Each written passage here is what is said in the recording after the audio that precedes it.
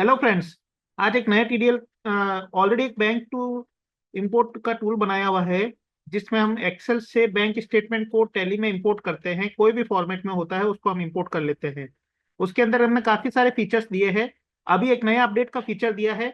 उस नए अपडेट के फीचर के अंदर हमने इसके अंदर ये फीचर दिया है कि अगर आप कोई जो बैंक का एक्सेल के अंदर स्टेटमेंट होता है उसके अंदर जो नरेशन होता है, उसका अगर कोई भी नरेशन वर्ड अगर आप टाइप करके डालते हो, तो वो यहाँ पे उस लेजर्स में जो हमने मैपिंग किया वो लेजर में वो एंट्री है। जैसे मैंने अगर कोई नरेशन में चार्जेस लिखा हुआ है, किसी भी नरेशन में अगर चार्जेस लिखा हुआ होगा तो वो सीधा बैंक चार्जेस लेजर के अंदर चला जाएगा। इस तरह से मैपिंग किया हुआ है।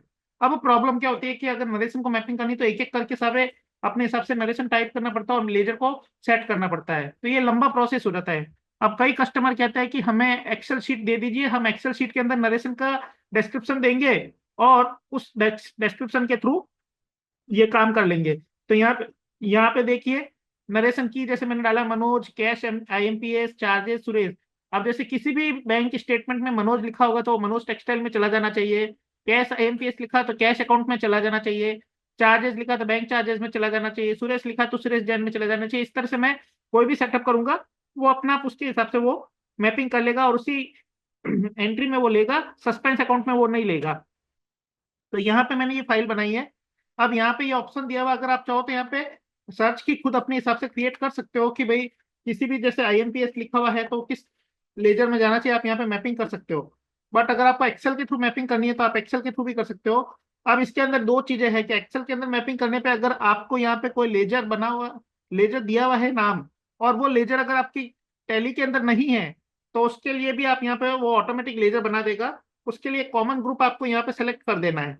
जो भी ग्रुप आप बनाओगे वो यहाँ पे चला जाना चाहिए। जैसे मैंने यहाँ पे एक ग्रुप बना दिया, एक ग्रुप बना लेता हूँ ABCD ग्रुप।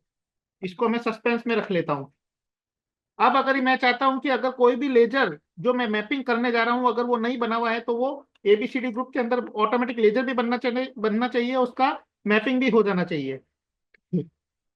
यहाँ पे अब हम मैपिंग के थ्रू इस लेजर को मेंशन किए हुए, ये लेजर सभी टैली के अंदर नहीं बने हुए हैं, तो ये ऑटोमेटिक बना लेगा। कैश का लेजर बना हुआ, मनोज टेक्सटाइल का नहीं बना हुआ, जो भी है वो बन जाएगा।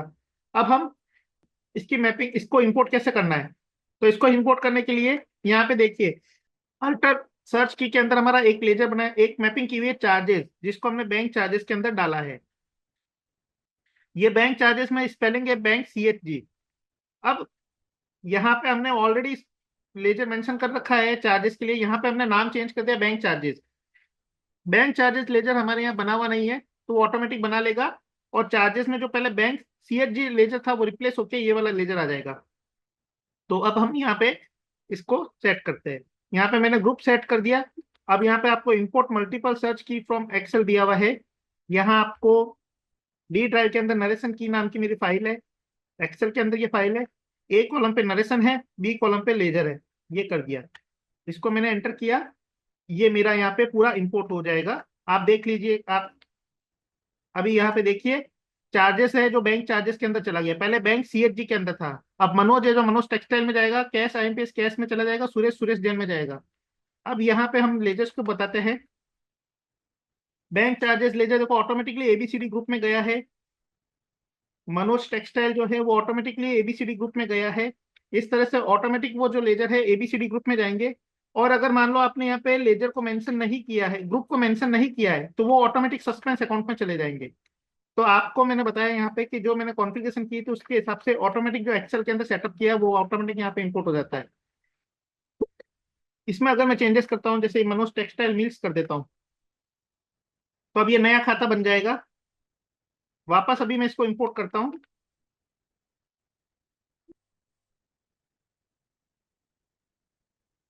तो देखिए यहाँ पे अभी मनोज टेक्सटाइल मिल्स आ गया है, मनोज टेक्सटाइल मिल्स आ गया। वहां पे वो पहले मनोज टेक्सटाइल में था, उसकी जगह मनोज टेक्सटाइल मिल्स में आ गया है।